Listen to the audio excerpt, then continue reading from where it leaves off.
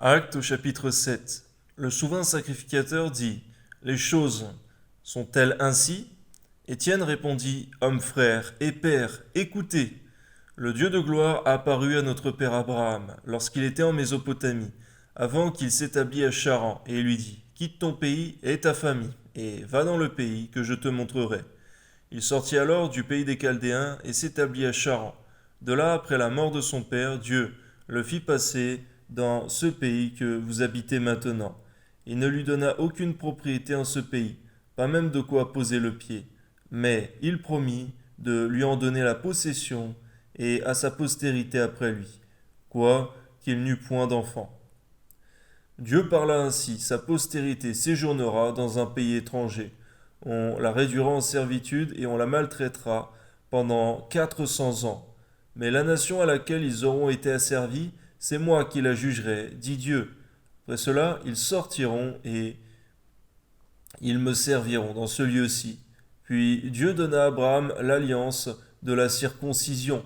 Et ainsi Abraham, ayant engendré Isaac, le circoncit le huitième jour. Isaac engendra et circoncit Jacob, et Jacob les 12 patriarches. Les patriarches, jaloux de Joseph, le vendirent pour être emmené en Égypte. Mais Dieu fut avec lui, et le délivra de toutes ses tribulations. Et il lui donna de la sagesse, et lui fit trouver grâce devant Pharaon, le roi d'Égypte, qu'il établit gouverneur d'Égypte et de toute sa maison. Il survint une famine dans tout le pays d'Égypte et dans celui de Canaan.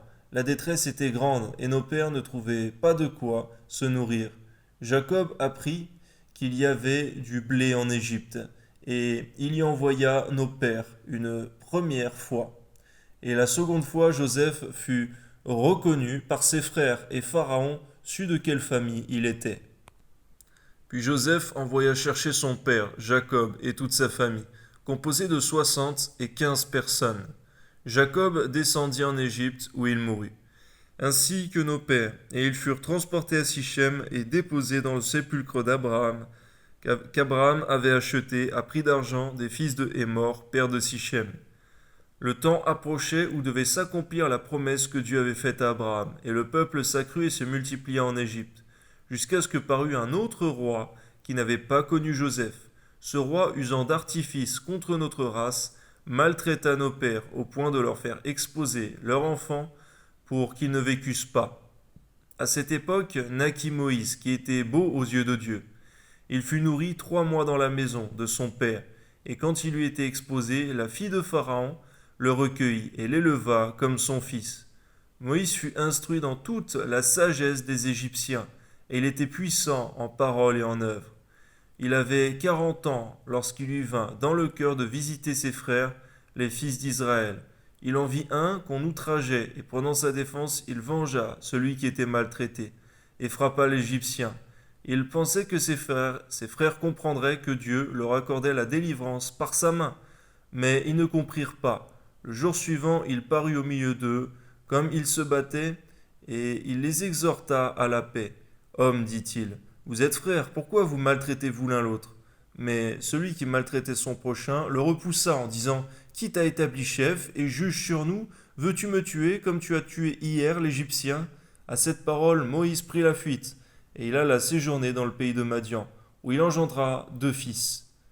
40 ans plus tard, un ange lui apparut au sein de la montagne de Sinaï, dans la flamme d'un buisson en feu. Moïse, voyant cela, fut étonné de cette apparition, et comme il s'approchait pour examiner la voix du Seigneur, se fit entendre: Je suis le Dieu de tes pères, le Dieu d'Abraham, d'Isaac et de Jacob. Et Moïse, tout tremblant, n'osait regarder. Le Seigneur lui dit: Ôte tes souliers de tes pieds, car le lieu sur lequel tu te tiens est une terre sainte. J'ai vu la souffrance de mon peuple qui est en Égypte. J'ai entendu ses gémissements et je suis descendu pour le délivrer. Maintenant va, je t'enverrai en Égypte. Ce Moïse qu'ils avaient renié en disant: Qui t'a établi chef et juge, c'est lui que Dieu envoya comme chef et comme libérateur avec l'aide de l'ange qui lui était apparu dans le buisson. C'est lui qui les fit sortir d'Égypte en opérant des prodiges et des miracles au pays d'Égypte, au sein de la mer Rouge et au désert pendant 40 ans. C'est ce Moïse qui dit aux fils d'Israël: Le Seigneur, votre Dieu, vous suscitera d'entre vos frères un prophète comme moi. Écoutez-le. C'est lui qui, lors de l'assemblée au désert, étant avec l'ange qui lui parlait sur la montagne de Sinaï et avec nos pères, reçut des oracles vivants pour nous les donner.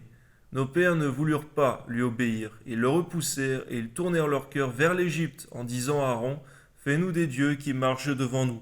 Car ce Moïse qui nous a fait sortir du pays d'Égypte, nous ne savons ce qu'il est devenu. Et en ces jours-là, ils firent un veau. Ils offrirent un sacrifice à l'idole. Ils se réjouirent de l'œuvre de leurs mains. Alors Dieu se détourna et les livra au culte de l'armée du ciel, selon ce qui est écrit dans le livre des prophètes. M'avez-vous offert des victimes et des sacrifices pendant 40 ans, au désert, maison d'Israël?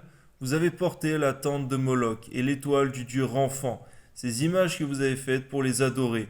Aussi vous transporterai-je au-delà de Babylone.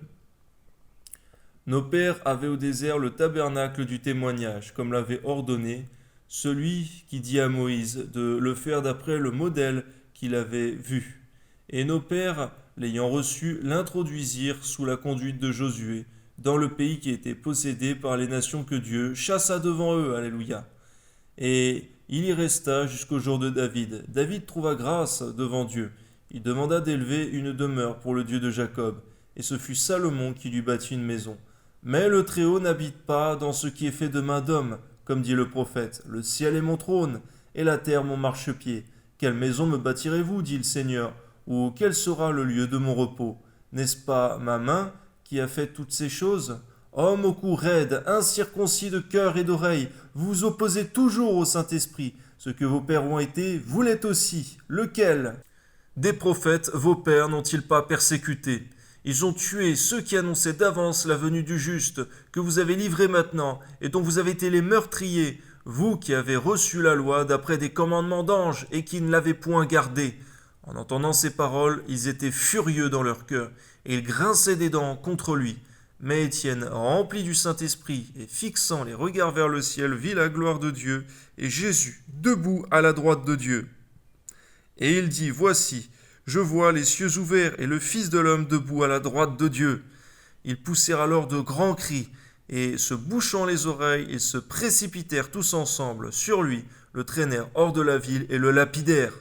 Les témoins déposèrent leurs vêtements aux pieds d'un jeune homme nommé Saul, et ils lapidaient Étienne, qui priait et disait « Seigneur Jésus, reçois mon esprit !» Puis s'étant mis à genoux, il s'écria d'une voix forte « Seigneur, ne leur impute pas ce péché !»